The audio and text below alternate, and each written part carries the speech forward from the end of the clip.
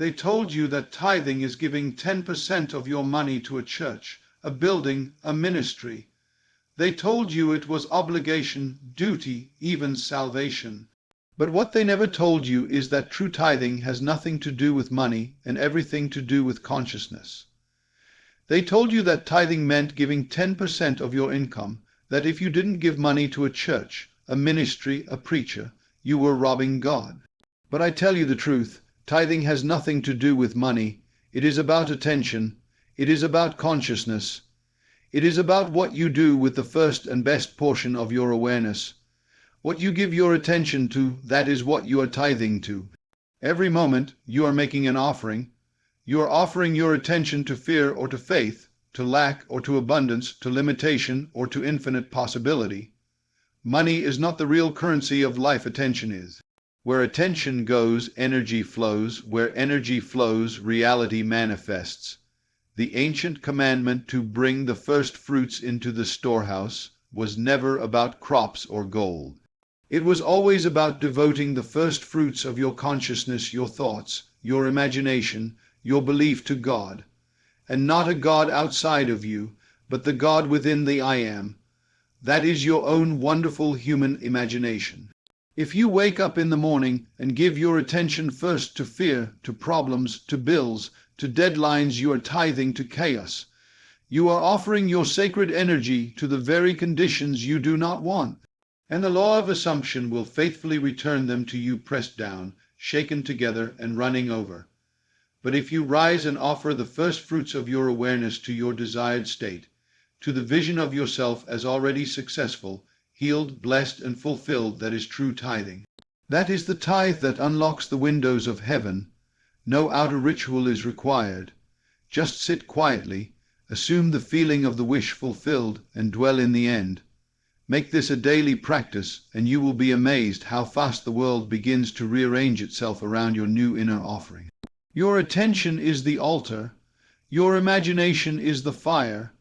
Your assumption is the incense that rises to heaven, and heaven is always responding. To tithe is to invest your attention deliberately, to no longer give the best of yourself to worry, gossip, or fear.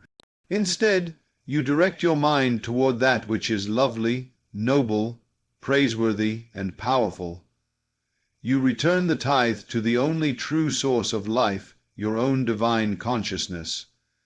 The real reason they never told you this is because they cannot profit from your freedom. But once you understand this law, once you realize that what you consistently pay attention to becomes your life, you step into the role of creator, not victim. Tithe your attention to peace, and you will live in peace. Tithe your attention to wealth, and you will draw abundance. Tithe your attention to wholeness, and your body will reflect it. You become what you observe, and you receive what you believe. So stop giving your power away. You do not need to beg, to bribe, or to buy your way into divine favor. The only offering God has ever desired is your inner conviction, your faithful attention to the truth of who you are. And that truth is this: you are already what you seek. By assuming it, believing it, and feeling it to be true, you return the true tithe, and with that all things are added unto you. Tithing was never about money. It was always about attention. And attention focused, faithful, and aligned is the most sacred gift you possess. You may believe that tithing is a ritual, something you do once a week, once a month, something specific, sacred, set apart. You may have been taught that it only occurs when you hand over 10% of your income. But I say to you now, with clarity and conviction, you are always tithing. Every moment of your life is an offering. Every thought is a seed. Every feeling, every assumption, every internal dialogue, all of it is a tithe. Not to a building or a system, but to the God within you, your consciousness, your I am. You are the temple. You are the altar. You are the priest. And the sacred offering you give each day is your attention, your focus, your belief in what is true and what is real. You tithe in silence. You tithe in worry. You tithe in joy, in doubt, in hope, in fear.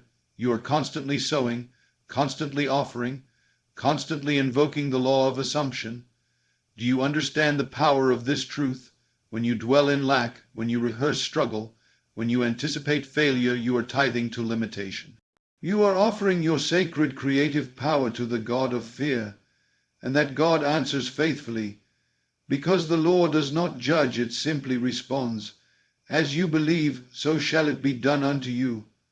The tithe is not reserved for a Sunday. The tithe is every moment you live in awareness, because your state of consciousness is the true gift you give to life, and life gives it back in kind. You see, you cannot not create. Creation is not optional. Every state you assume, you express. Every idea you persist in, you become. So if you say, "I have nothing to give," you are wrong. You are giving right now. You are giving your belief to something, to an idea, a mood, a version of yourself. And what you give to grows. To tithe to fear is to multiply fear. To tithe to doubt is to welcome delay. But to tithe to love, to confidence, to the vision of your fulfilled desire, that is to call heaven to earth. This is why Scripture says, "Bring all the tithes into the storehouse, that there may be meat in mine house." The storehouse is your inner world, and the meat the nourishment. The result is what shows up in your outer life. You have never been punished or rewarded by God. You are simply harvesting the offerings you've given your attention to. You are always tithing. Even now, as you listen, you are choosing what to accept, what to reject, what to dwell upon. Your inner conversations are tithes. Your emotional reactions are tithes. Your assumptions, both fearful and faithful, are tithes. But here is the beauty. Once you awaken to this, you can tithe deliberately. You can give the first and best of your attention to the life you choose to live. You can sow peace and reap peace. You can offer gratitude and receive increase. No man, no preacher, no doctrine owns your tithe, because only you possess your consciousness, and only you can direct it. Begin today. Tithe your faith to your ideal. Tithe your imagination to the unseen. Tithe your love to the life you desire, and watch with wonder as life mirrors back your sacred offering. Because the truth is, you are always tithing. The question is, what are you tithing to? They built cathedrals with gold and stone, filled them with stained glass, lit candles, and called it sacred. They taught you that God lived in these places, in the pews, in the altar, in the hands of a priest or pastor. But I tell you, the true church is not a building. The church is within you. You are the temple of the living God. Not a metaphor, not poetic license. A literal living truth. The church, in its original and spiritual meaning, was never meant to be a structure of brick and doctrine. It was always a symbol for the inner sanctuary of consciousness, where man communes with his own I am. That is the true altar. That is where the divine resides, not in ritual, but in awareness. The kingdom of heaven is not out there. It is within you, waiting to be discovered, accessed, and lived from. And once you understand this, once you realize that the very God you seek is your own wonderful human imagination, you no longer need to search outside yourself. You do not have to travel far to find God. You only need to be still and know, I am, that which you call church, is simply the point of meeting where man and God become one. And that meeting does not happen in stained glass silence. It happens every time you enter into the assumption of your wish fulfilled, every time you claim, I am what I long to be, and feel it real. You are standing on holy ground. You see, the moment you imagine, you are praying. The moment you assume, you are worshipping. The moment you persist in the feeling of the wish fulfilled, you are building your inner temple brick by brick. They told you that God was above you, watching, judging, distant. But the truth is, God is your awareness of being, and your awareness is always where you are. Therefore, your church moves with you. It goes where you go. It listens when you speak. It answers when you believe. That's why you must guard the gates of your mind as a priest guards the sacred altar. Don't let fear enter your sanctuary. Don't allow the noise of the world to drown out the still small voice within. Your mind is holy ground, and you, my friend, are its keeper. When you recognize that the church is within, you stop chasing permission. You stop needing validation. You stop waiting for signs and start living in faith, the faith that your inner reality is the only true cause.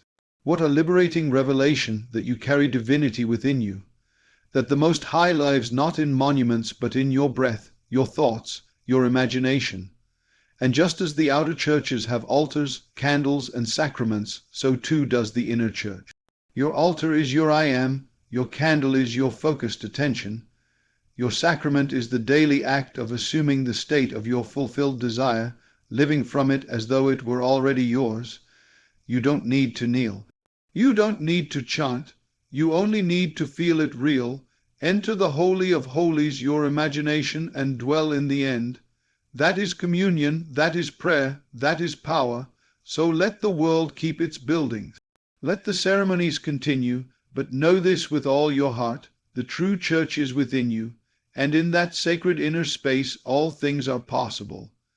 The world tells you that seeds are physical, that you must plant them in the ground, water them with effort, and wait for time to reward you. But I tell you now, the true seed is not physical. The true seed is imagination. Everything you now see, every building, every business, every invention, every relationship was once invisible. It began in the unseen. It was first imagined. Creation is finished. All that ever was and all that ever could be exists now in the eternal present, waiting for you to bring it forth through the sacred act of imagining. You do not create from effort. You reveal by assumption. You bring forth what already is, by accepting it as true within your own consciousness. The seed is not action. The seed is consciousness, and the soil it must be planted in is your faith. You think a thought and say, "It's just imagination." But imagination is not a shadow. It is the cause of everything you experience. The moment you see something in your mind's eye with feeling, with conviction, with inner certainty, you have planted the seed. And just as surely as a seed knows how to become a tree, your assumption knows how to become your life. This is the divine process. You imagine, you assume, and the unseen becomes seen, not because you strive, but because it is law. The world of Caesar, the outer world, will tell you that imagination is fantasy, that it's childish, unrealistic, foolish. But this is the very lie that keeps people bound to facts instead of faith. The facts change, but your imagination shapes the facts. The world is yourself pushed out. Your entire experience is the harvest of seeds you've sown, seeds of thought, belief, and assumption. And if you want to change the harvest, you don't need to work harder in the field. You only need to plant a new seed. The seed of wealth is the assumption. I am abundant now. The seed of healing is the assumption. I am whole now. The seed of love is the assumption. I am already deeply loved. Feel these truths within. Feel them real. That is how you sow. You don't need to figure out how it will grow. You are not the doer. You are the dreamer, and the dream itself knows the way.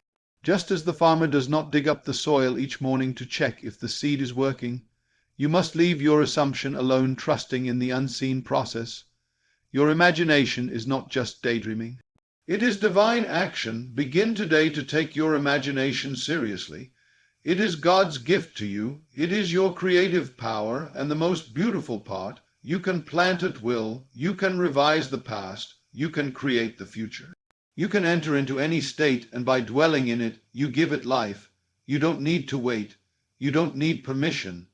The moment you assume it's already done, the seed is sown. So ask yourself, what am I imagining today? What seeds am I planting, not with my hands, but with my thoughts, my feelings, my self-concept? Because what you imagine consistently, you will experience inevitably. Let the world say it's just in your mind.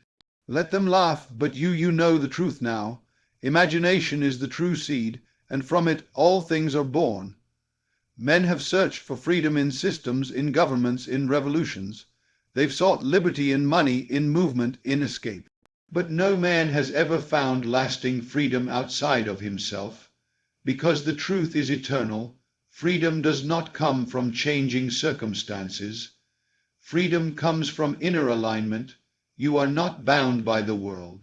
You are bound by the state you dwell in.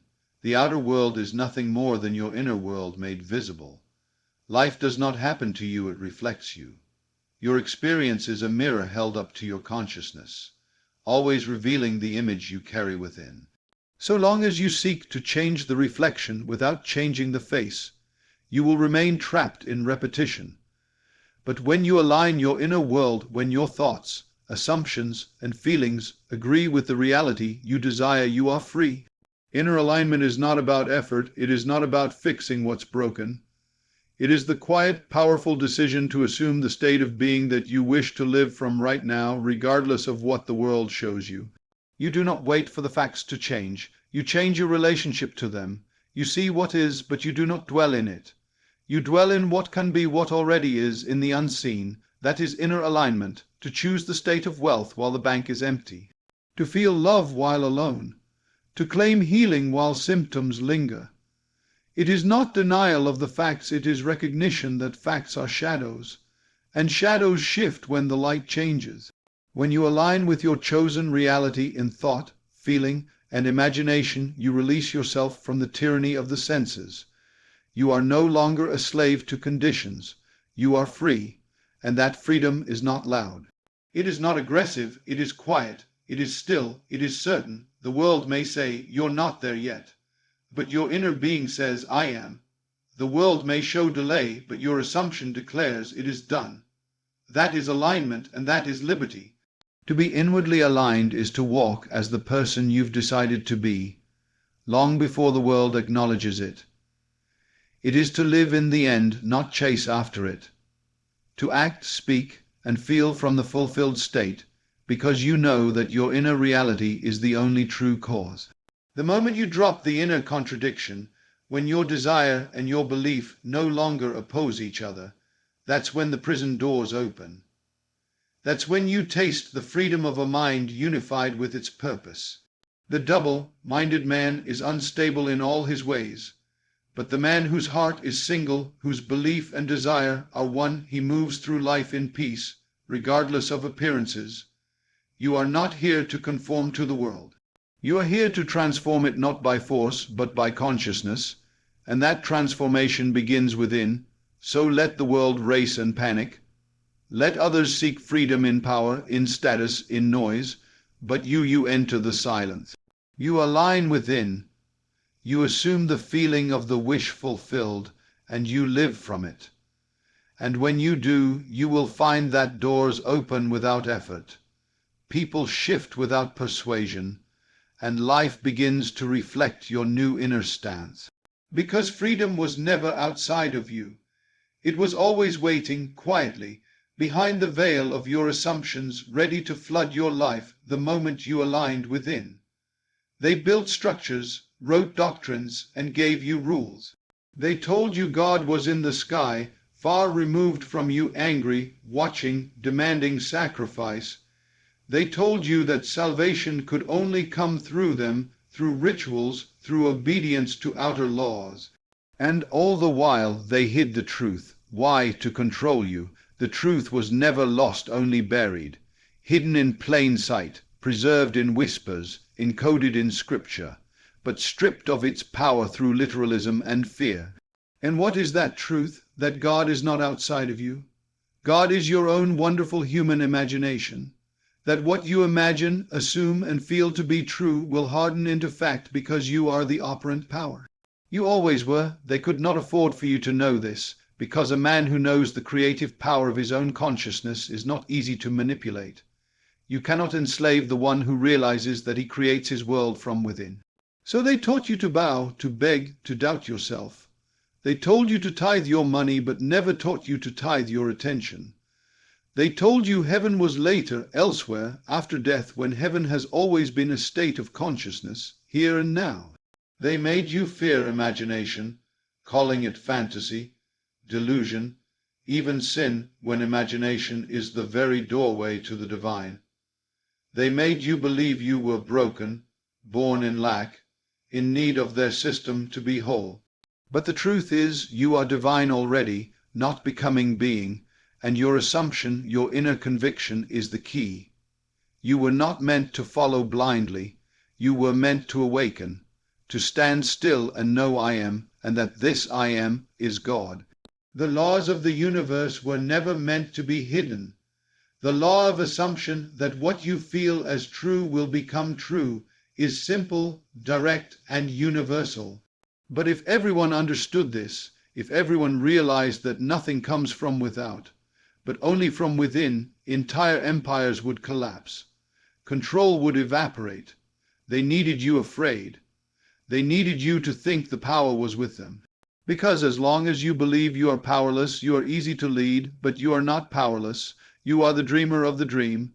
The world you see is yourself pushed out, and when you change yourself, concept, the world reflects that change. So I ask you now, why keep begging for what you already possess?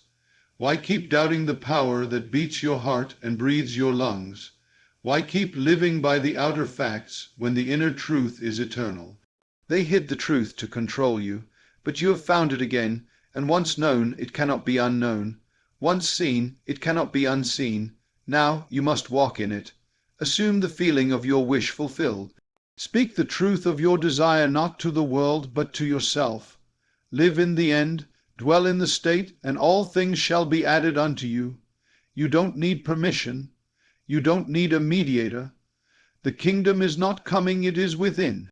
And you are its rightful heir. The truth was hidden, but it is no longer hidden from you. Now, rise and create boldly, as you were always meant to do.